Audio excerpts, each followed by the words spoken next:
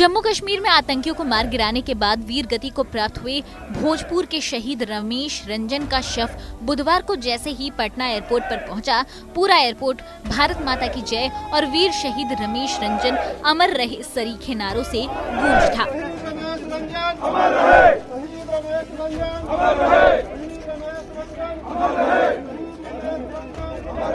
बिहार के इस लाल को दुश्मनों से लोहा लेते हुए 2 गोलियां लगी, लेकिन ये फिर भी अपनी आखिरी सांस तक देश के लिए लड़ता रहा और 2 आतंकियों को ढेर कर दिया।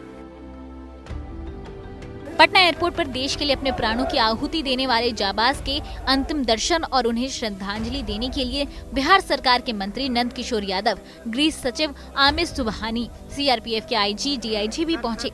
इनके अलावा पटना के डीएम कुमार रवि, पूर्व केंद्रीय मंत्री कांति सिंह और कांग्रेस के प्रदेश अध्यक्ष मदन मोहन झा भी शहीद को श्रद्धांजलि देने पटना एयरपोर्ट पहुंचे।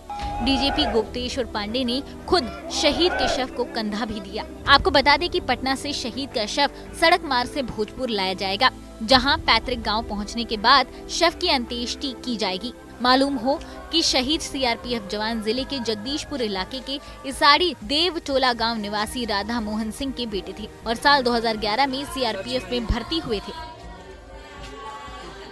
उनकी पहली पोस्टिंग संभलपुर ओडिशा में हुई थी, जिसके बाद उनकी पोस्टिंग जम्मू कश्मीर में हुई, जहां संदिग्ध आतंकियों से मुठभेड़ के दौरान रमेश रंजन शहीद हो गए।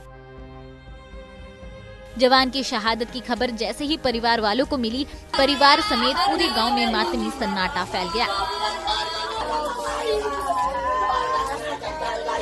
शहीद जवान के पिता राधा मोहन सिंह ने बताया कि करीब 1 महीने पहले उनका बेटा छुट्टी में घर आया था, जिसके बाद वो जम्मू कश्मीर अपनी ड्यूटी पर चले गए थे। बेटे से कल शाम उनकी आखिरी बार बात हुई थी। रमेश से कल बात हुई थी हमारी, शाम को भी बात हुई कि भाई पापा खाना वाना खा ली। मैं कहा हम लोग खाना खा लिए। और रोज़ सुबह तब बात करते थे।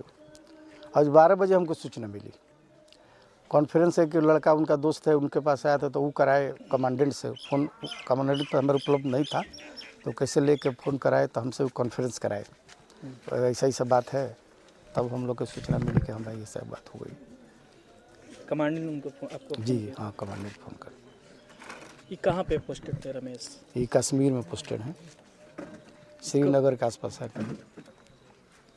लगातार उनसे बातें होती थी? हाँ, लगातार डेली बात होती थी। कुछ ऐसे आतंकवादी गतिविधि के बारे में कभी बात होती थी कि कभी? नहीं, वो तो कहते थे कि आते थे कि पापा वहाँ आतंकवादी हिले है, हम लोग भी अपना अलर्ट रहते हैं, हम लोग को छोड़ते हैं थोड़े। आतंकवादी तो हमेशा घूमता रहता है लोग। आपके बेटे ने आतंकवादी को मार के आज शहीद हुए हैं जी, क्या कहेंगे अपने बेटे के बारे में? हम अपने बेटे पर हमको गर्व है। हमारा पूरा खानदान है मिलिट्री, मेरे फादर मिलिट्री थे, हमारा लड़का भी गया, मेरा दामाद मिलिट्री में है, लेकिन हमको गर्व है। लेकिन एक मार के तो देश पर शहीद हुआ था, एक मार के गया, गर्व है। देश की सेवा में प्राण न्यौछावर करने वाले पहले ही शादी हुई थी। देश की रक्षा में शहीद हुए बेटे को खोने का गम जहां मां की आंखों में साफ दिखाई दे रहा था, वहीं शहादत पर शहीद के पिता और भाइयों का सीना गर्व से चौड़ा हो रहा था। आरा से सोनू सिंह के साथ बिहार तक ब्यूरो।